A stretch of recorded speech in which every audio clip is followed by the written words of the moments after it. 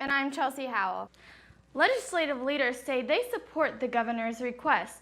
The Senate expects to release its budget in early April. Business owners say the expense to comply with proposed regulations would be costly. The StateHouseFile.com Andy Timbarge has more. Franklin College President Jay Mosley thinks he has the skills necessary for the job. Indiana's smoking ban prohibits smoking in most places, with an exception to bars, casinos, and smoke shops. Reporting in the studio, I'm Chelsea Howell. Franklin College is planning on building the relationship between the three sororities on campus. The large greenhouse you see behind me will serve as the 2015-2016 sorority-themed house. Members of Pi Beta Phi, Zeta Tau Alpha, Delta Delta Delta have all expressed interest in the themed housing. The sorority house will be alcohol-free and have visiting hour restrictions. The house will partner with Circle of Sisterhood, which is a foundation to help women with higher education in developing countries. The foundation is ran by the National Panhellenic Association. At the moment, the house has not been completely filled. The house will be home to 10 women in the fall semester. Reporting for the StateHouseFile.com, I'm Chelsea Howell. Alan Hill prepares for his departure from Franklin College on May 30th. Hill holds the Vice President of Enrollment and Marketing at the college. The admissions building behind me has been the workplace for Alan Hill for the past 15 years. Temporarily taking Hill's position will be Tim Garner, a sociology professor and Associate Vice President for Academic Affairs and Institutional Effectiveness.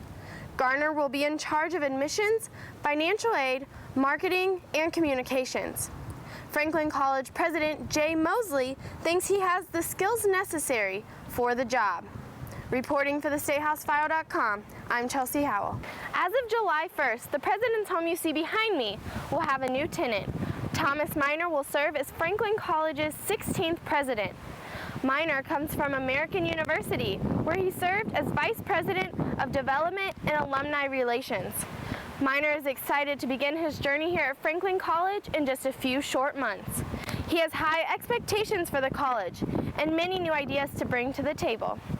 Minor respects Franklin's traditional educational values, but wants to make improvements where needed.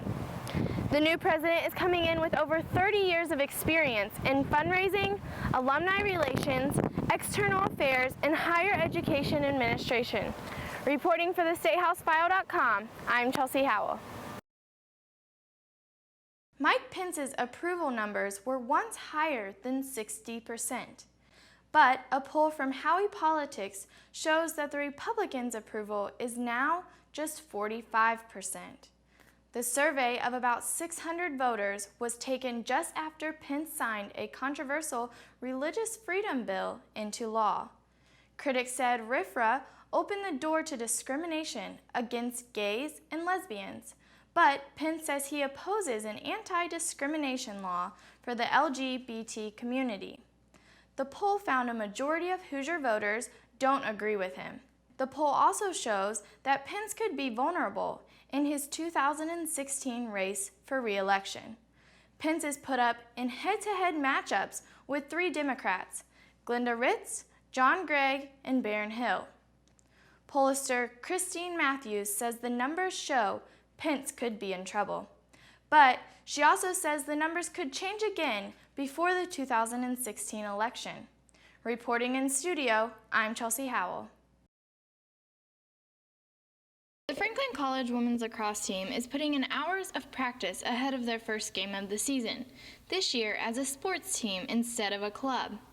More than a dozen women at Franklin College are making history. This year, the lacrosse team has officially become a competing sport in the HCAC. The biggest issue that we've had this year with being a brand new sport here is, for right now, numbers of just growing the sport, finding girls who have played in high school, have experience, and are willing to give it a shot and come out and try a new sport. The team is recruiting athletes from other sports such as soccer and basketball.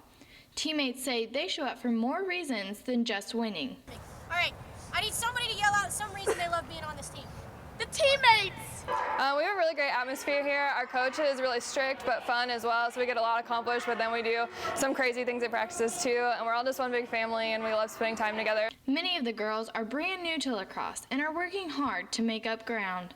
Being a brand new program in the HCAC, or our subdivision for lacrosse, it is huge pressure. With Franklin has a long history of success in almost all of its sports, so there's a little bit of pressure there for the coaches and players to live up to that standard. This is the field and home to the women's lacrosse team. Although the team did not have the start to the season that they had hoped for, they are finally able to get outside for some practice. The team is anxious now that the snow is finally gone. I'm really excited to be a part of the first team here. It'll be great to just set a tone for years to come and just always be remembered as the first program. Franklin College is one of 2 lacrosse teams in the HCAC, the other being Hanover.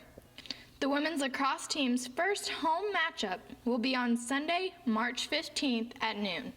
Reporting in Franklin, I'm Chelsea Howell. Indiana's Capitol building could be getting a facelift as early as this fall. The project would cost about $2 million, but still needs to be approved. If lawmakers give the project the okay, which would include a fountain, a sculpture, and upright column construction, could start in September. Plans would take about a year to finish. Indiana's 200th birthday is in 2016. Jordan is not expected to live past the age of 20. One trial drug the family wants to try could give him another 50 years, but hasn't been approved by the FDA. 30 women hold seats between the Indiana House and Senate. That's a wrap on your State House headlines for the week.